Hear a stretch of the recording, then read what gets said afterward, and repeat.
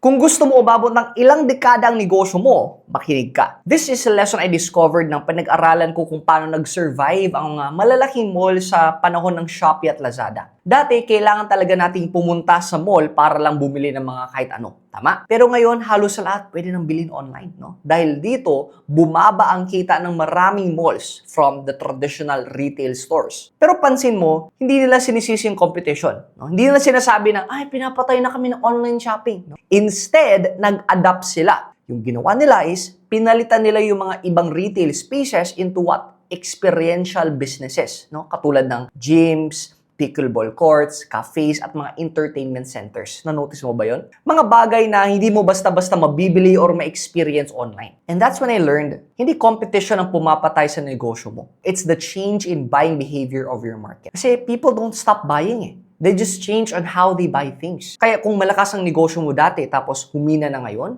hindi yan dahil sa competition. Hindi ka lang nag-adapt sa new buying behavior ng tao. This is Fibo Lim. If you want more content on business, marketing, and sales, follow me for more.